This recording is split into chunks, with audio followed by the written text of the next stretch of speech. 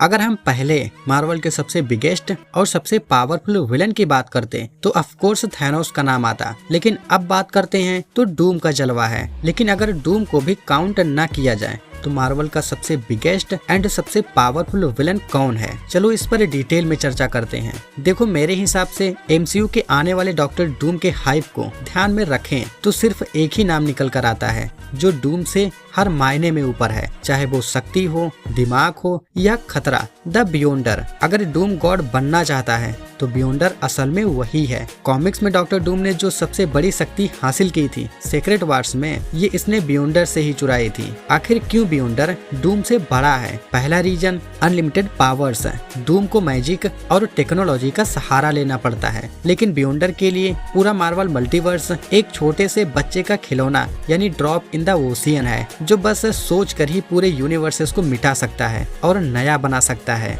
दूसरा दिमाग और नॉलेज। डूम बहुत इंटेलिजेंट है, लेकिन ये ह्यूमन इंटेलिजेंस तक लिमिटेड है। बियोंडर एक ऐसी डायमेंशन से आता है जहाँ का ज्ञान इंसानी समझ से बाहर है। इसने ही बैटल वर्ल्ड बनाया था सिर्फ ये देखने के लिए कि अच्छाई और बुराई में कौन जीतता है। एमसीयू में अगर डूम को सबसे पावरफुल दिखाया जाएगा तो ये गॉड एम्परर डूम वाला ही अवतार हो सकता है, लेकिन उस लेवल तक पहुँचने के लिए भी इसे किसी न किसी कॉस्मिक एंटिटी की पावर चुरानी होगी। एक और कैरेक्टर है द वन अबव ऑल, जो मार्वल का असली भगवान है, लेकिन ये विलेन नहीं है। इसीलिए विलेंस की लिस्ट में बियोंडर ही वो अकेला है जो डूम को हर मायने में पिछाड़ देता है। और क्या आपको पता है, सीक्रेट वार्स सेकंड के इशू नंबर 2 में बियोंडर ह्यूमन बॉडी धारण करके अर्थ पर आता है, क्योंकि ये पहले सिर्फ एक एनर्जी था। इसे नहीं पता था कि इंसानी शरीर कैसे काम करता है। ये स्पाइडरमैन के पास जाता है क्योंकि पीटर इसे सबसे ज्यादा सीधा लगता है। पीटर इसे बाथरूम का इस्तेमाल करना सिखाता है। कॉमिक्स में एक सीन है जहां पीटर इसे समझाता है कि इंसानी बॉडी को वेस्ट निकालने की जरूरत पड़ती है। ये मार्वल हिस्ट्री का एक बहुत ही अजीब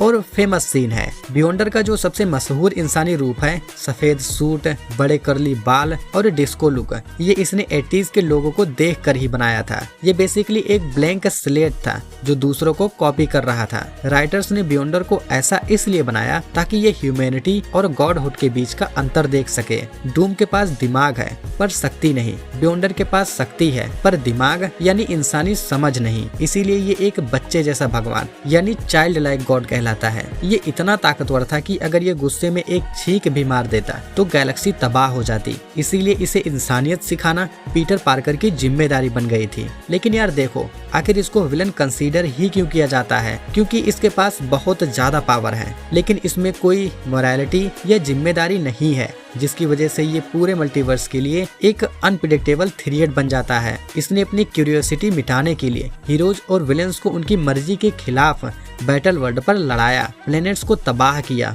और रियलिटी के साथ ऐसे खेलता रहा जैसे वो कोई खिलौना हो। भले ही इसका मकसद हमेशा बुरा ना हो, लेकिन इसकी एक छोटी सी जिद या इंसानियत सीखने की कोशिश भी पूरे एग्जिस्टेंस को मिटा सकती है। इसीलिए मार्वल के हीरोज इसे एक खतरनाक दुश्मन के रूप में देखते हैं जो किसी भी पल सब कुछ खत्म कर सकता है। अच्छा, वैसे अगर आपको मौका मिले किसी एक विलन को सबसे बड़ा बनाने की, तो आप किस कैरेक्टर को सबसे बड़ा बनाना चाहोगे जो किसी से भी ना हारे?